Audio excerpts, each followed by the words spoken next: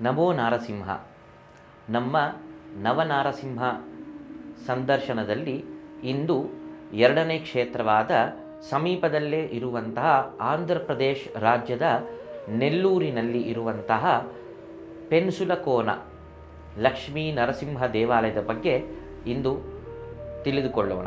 ಹಿರಣ್ಯಕಶಿಪುವಿನ ಸಂಹಾರವಾದ ಬಳಿಕ ನರಸಿಂಹ ಅತಿ ಉಗ್ರ ರೂಪವನ್ನು ಕೊಂಡು ಅಡವಿ ಪ್ರಾಂತದಲ್ಲಿ ಸಂಚರಿಸುತ್ತಿರುತ್ತಾನೆ.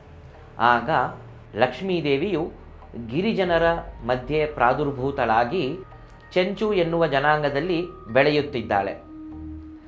ನರಸಿಂಹ ಕಾಡಿನಲ್ಲಿ ಬರುವಾಗ ತನ್ನ ಸ್ನೇಹಿತೆಯರೊಂದಿಗೆ ಬಂದಂತಹ ಆ ಚಂಚು ಲಕ್ಷ್ಮಿ ನರಸಿಂಹನನ್ನು ನೋಡಿ ಲಜ್ಜಿಸುತ್ತಾಳೆ.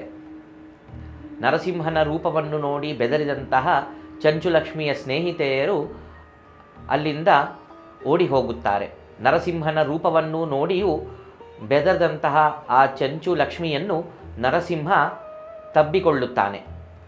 ಪೆನುವೇಸುಕೊನುಟ, ಅದಕ್ಕೆ ಆ ಸ್ಥಳಕ್ಕೆ ಪೆನ್ಸುಲಕೋನ ಎಂದು ಹೆಸರಾಗಿದೆ. ನಂತರ ಇದೇ ಕ್ಷೇತ್ರದಲ್ಲಿ ಕಣ್ವ ಋಷಿಯು ಬಂದು ಅಲ್ಲಿ ಘೋರ ತಪಸ್ಸನ್ನು ಆಚರಿಸಿ ನರಸಿಂಹನ ಸಾಕ್ಷಾತ್ಕಾರವನ್ನು ಮಾಡಿಕೊಳ್ಳುತ್ತಾರೆ. ಕಾಲಾಂತರದಲ್ಲಿ ಆ ಕ್ಷೇತ್ರಕ್ಕೆ ಹಸುಗಳನ್ನು ಮೇಯಿಸಿಕೊಂಡು ಬಂದ ಒಂದು ಗೊಳ್ಳನಿಗೆ ನರಸಿಂಹನು ಒಂದು ವೃದ್ಧನಾಗಿ ದರ್ಶನ ಕೊಟ್ಟು ಇಲ್ಲಿ ನರಸಿಂಹ ನೆಲೆಸಿದ್ದಾನೆಂದು ಅವನ ಊರಿಗೆ ಹೋಗಿ ಊರಿನ ಪ್ರಮುಖರನ್ನು ಕರೆದುಕೊಂಡು ಬಂದು ಅಲ್ಲಿ ಒಂದು ದೇವಾಲಯ ಕಟ್ಟುವಂತೆ ಆಜ್ಞಾಪಿಸುತ್ತಾನೆ. ಹೋಗುವಾಗ ಹಿಂತಿರುಗಿ ನೋಡಬಾರದೆಂದು ಕೂಡ ಹೇಳುತ್ತಾನೆ.